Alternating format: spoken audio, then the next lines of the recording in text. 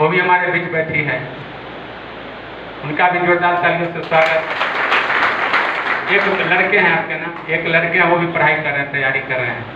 साथियों, जो सपना होता है लोग को, जो सबसे बड़ा सपना देश का सर्वोत्तम और सर्वोच्च शिखर पर जाने का जो सपना होता है, कोई अगर बात चलती है तो कहता है कि तू कलेक्टर होता कि डीएम होता कि तुम्हें बात मान लो, देहाती भाषा में लोग कहता है। वो करके दिखाना, अपने मंजिल को हासिल करना, आप सोच सकते हैं कितना कठिन तपस्या है। कोई बच्चा अगर, कोई लड़का अगर उस मंजिल को छूता है, वहाँ तक पहुँचता है, तो सिर्फ उनका योगदान नहीं होता, उनके माता पिता, बच्चे, सबका योगदान होता है, परिवार के सभी सदस्य का योगदान होता है, शिक्षकों का योगदान होता है, कई लोगों के, उनके इर्द गिर्द जो लोग रहते हैं उनका योगदान होता है। साथियों, तपस्या, इस तपस्या को पार करके अंजलि ने इस मंजिल को मुकाम तक पहुंचाया है। एक बड़ी ताकत मिला है और हम आशा करते हैं कि आगे जाकर बहुत आगे बढ़ेगी। शुभकामना देते हैं साथियों, हमारे बीच डॉक्टर वीरेंद्र कुमार जी आपसे पूर्व परिचित हैं। आपके समाज में जो भी कार्यक्रम होता रहता है, किसी तरह की एक्टिविटी होती रहती है, उसमें बढ़ चढ़ कर हिस्सा लेते हैं। और इन्होंने कहा था पिछले सम्मेलन में कि जो भी लोग होगा अपने समाज का, उसको निःशुल्क सेवा देंगे, स्वास्थ्य सेवा देंगे। इनका 500 रुपया फी है, लेकिन वो फ्री में देखते हैं अपने लोगों को, जो भी जाते हैं उनके यहाँ निःशुल्क सेवा देते हैं। साथियों, तो इनका भी जोरदार तालियों से स्वागत। इसके सुपरिटेंडेंट रह चुके हैं और समाज कल्याण, स्वास्थ्य कल्याण विभाग के डायरेक्टर भी रह चुके हैं।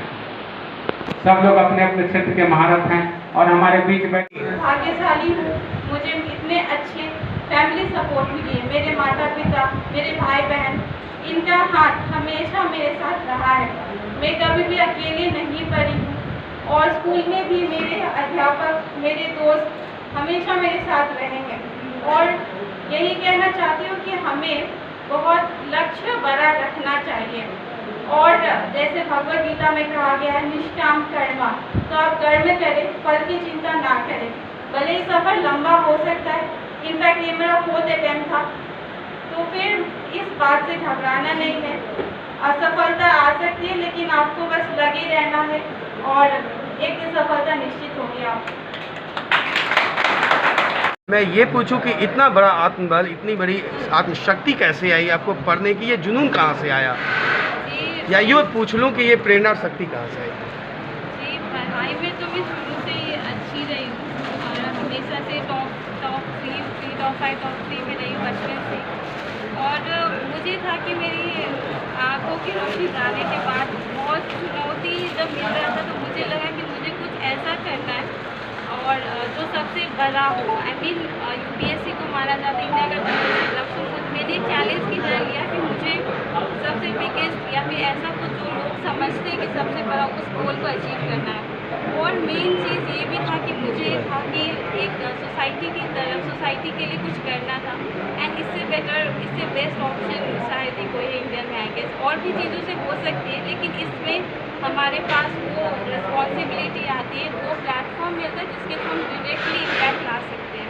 क्या IAS करने के लिए किसी कोचिंग संस्थानों का आपने सहारा लिया या सेल्फ स्टडी की? जी, मेनली सेल्फ स्टडी ही रहा है, घर बैठ के मैंने तैयारी की है। वाह, ये अचानक आपका ख्याल जो IAS बनने का है कैसे आया? ये अचानक मैं 12th के बोर्ड एग्ज़ाम में मेरे बहुत अच्छे मार्क्स आए थे। स्कूल टॉपर रही थी 94.6% के साथ। तो मेरे जो स्कूल के टीचर्स थे, उन्होंने देखा, कहा कि इसमें IAS बनने की क्षमता, ये IAS बनेगी। तब ये ख्याल सबसे पहले मेरे दिमाग में आया, लेकिन तब मुझे कुछ नहीं पता था UPSC करके भी कुछ होता है। कॉलेज के फाइनल ईयर में YouTube के मीडियम से मुझे पता चला कि IAS कैसे बनते, UPSC, और तब जाके मैंने इस फील्ड में आई, ये एक्सप्लोर करना स्टार्ट किया। क्या रैंक है? मेरा रैंक 250 है। आने वाली चुनौती बहुत सारी होंगी, उन चुनौती को कैसे देखेंगे? क्योंकि एक IAS होने के बाद सिस्टम के साथ हो जाते हैं और सिस्टम से लड़कर कुछ समाज सेवा करना होगा। जी, मेरा मानना है कि मेरा जो IAS का ट्रेनिंग है मेरी आंखों की रोशनी जाने के बाद स्टार्ट हो गई, क्योंकि उसके बाद एक प्रॉब्लम, एक चैलेंजेस आते रहे। मैं लड़ते यहाँ तक पहुँची। तो मेरी ट्रेनिंग तो बहुत पहले स्टार्ट हो चुकी थी, मुझे लगता है। तो निश्चित है कि ये ट्रेनिंग भी उसी में काम आएगी। धन्यवाद। जहाँ तक आंखों की रोशनी के बारे में एक सवाल पूछा है, आपकी आंखों की रोशनी कब गई थी? ये दिसंबर 2011 में गई। और किसी बीमारी से या किसी कारणों से? जी, एक बीमारी से गई। मुझे हाई ब्रेन फीवर हुआ था जिसमें मेरी ऑप्टिक नर्व डैमेज हो गई। तो फिर आपको पढ़ाई में तो मुश्किलें होती हैं, उसको कैसे आपने पूरा किया? जी, क्लास 10 में पढ़ रही थी मैं, तब मेरी आंखों की रोशनी चली गई। वापस मैंने पढ़ाई 1.5 साल बाद शुरू किया। 11, 12 और ग्रेजुएशन के 3 साल मैं घर वालों से ही रीड करवाती थी। वो लोग पढ़ के सुनाते थे और मैं पढ़ती थी। 2018 में मुझे पता चला टेक्नोलॉजी के बारे में। कंप्यूटर का एक सॉफ्टवेयर आता है, टेक्स्ट टू स्पीच। जो चीज़ें आपकी स्क्रीन पे होती है वो कंप्यूटर आपको पढ़ के सुनाता है। तो इस टेक्नोलॉजी का मैं जब से आया तब से मुझे पढ़ने में बहुत मतलब इंडिपेंडेंस में खुद से आप पढ़ सकती हूँ चीज़ें, जो भी प्रिंटेड चीज़ें हों। दिव्यांगजन हो गए और भी अलग अलग महिलाएं हो गई, तो सबके सशक्तिकरण की तरफ या फिर और अलग अलग तरीके से उनके प्रोग्रेस की तरफ काम definitely I would like to. खासकर आप एक युवा हैं और वैसे में युवा को क्या संदेश देना चाहेंगे? जी, मैं युवा को यही संदेश देना चाहूँगी कि जो यूथ है वो हमारे पावर है। इंडिया के पास हमारा जो डेमोग्राफिक डिविडेंड है, हम एक बहुत यंग पॉपुलेशन है।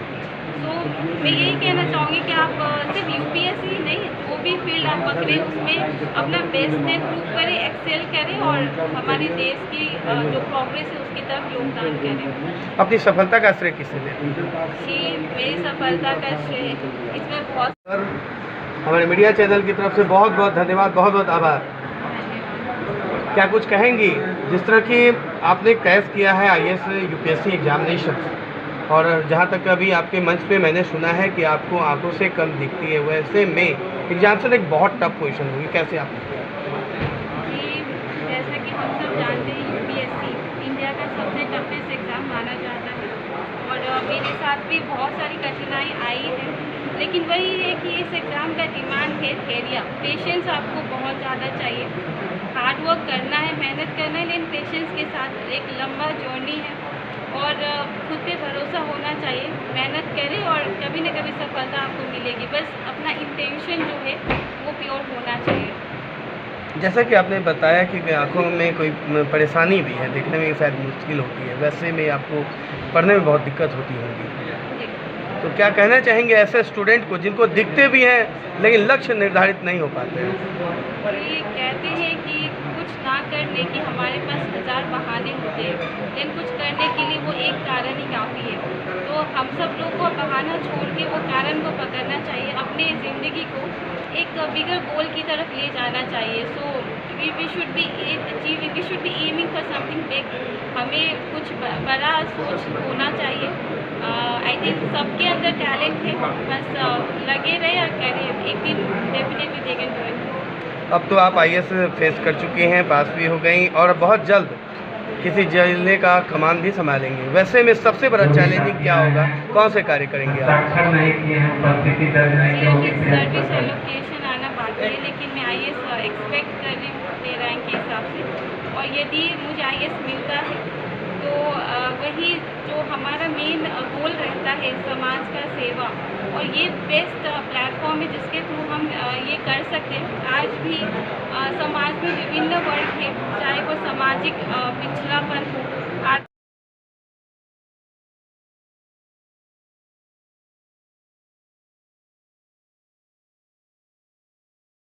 फलकार विवाह भवन का, तो उसके हिसाब से हमें सब सेट होना पड़ता है साथियों। तो अब चले, हम चाहते हैं कि राजा विनीत जी जो संगठन के समाज के संगठन का स्वागत करें, अपने लोगों का आए हुए अतिथियों का अपने संबोधन से स्वागत करें। राजा विनीत जी, पूर्व वार्ड पार्षद में राजा विनीत।